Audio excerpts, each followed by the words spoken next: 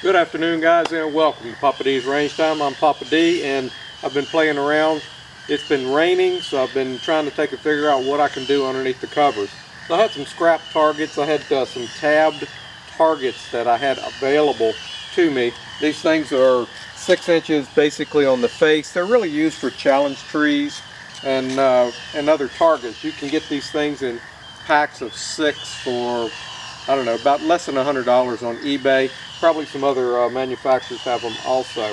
So I was interested in a 5 in a row, trying to take and make this so where I have to take and stay on target and be able to shoot through them. So this worked to where as I take and knock them down, the next one is accessible, and you can keep on going until all 5 are down. All of these plates are in 3/8 of an inch, so the challenges that I had was to, 1, make sure that they would fall all the way down.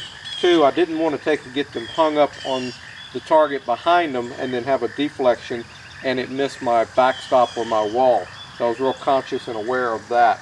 I also have these where I can take and offset them so where each one is in a different configuration. Right now I have them set to where they're all facing and basically as hard as possible.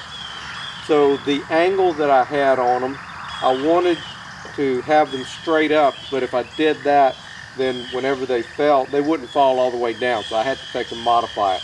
So that's where I'm at right now. I'm going to set this up. I'll have first shots on it today. Hopefully the rain will hold off so I can do that. I'll stop the video, get reset up, and you'll be able to see me shoot the first shots on this and see if this is going to work or not, or whether it's just going to be a big epic fail. Anyway, stick with me. I will be right back, guys. Alright guys, I'm back. As you can see, you have all 5 plates that are lined up. It looks like just one plate. I'll have to acquire them. I'm sure I'm going to have to do some tweaking on this in order to make it work better. I don't want the first plate to fall into the second one. Might have to brace it, who knows. I'll be shooting at 15 yards and I'll be running a CANIK TP9 ELITE SC, again from 15 yards. These will be my first shots of the day and first shots on this makeshift target. Let's run a few rounds and see how it works out.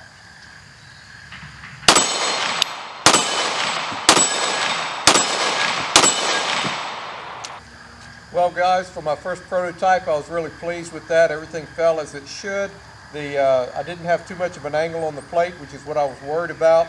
If you put too much angle on it, you're not going to be able to get the action onto the plate. If you don't put enough on it, it can take and fall off by itself.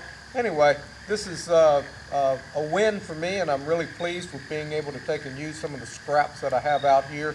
Just a scrap 4x4, some various pieces of wood, and then the plates that I had just laying around for other targets. I use these on head swingers and whatnot, and whenever I don't have anything else for them, they're just holding tarps down. Anyway guys, thank you so much for watching. I appreciate it. This is Papa D, and I will see you down the road on the next video. Alright, this is bonus footage for anybody that's curious of what I did. I just took a 4x4 here. I've got pieces of 4x4s to be able to take and stay away from the arm, the lower arm of the plate itself. I've got a little 1x4 behind it, and that's 1 3/4 inches between here and here. 1 3/4 inches. I've got this just braced. This is just a brace to my 4x4 that holds my other plates on. I've got a metal target holder. This is just an 8-foot 4x4 that I had laying around, and then I took these other pieces of 4x4s for each of these. This is a target stand. I weld these. This is just rebar and a flat piece of metal, drilled a hole in it and welded it together, and I put knockover targets on top of that. Get this thing a little wider, and then came back with an angle against the back stop so that it's all held in place. I don't want anything moving around. I'm very sure that sooner or later this block will be shot, and if that's the case, I can pull this bolt out, which goes all the way through. It's a 6 or 7 inch bolt.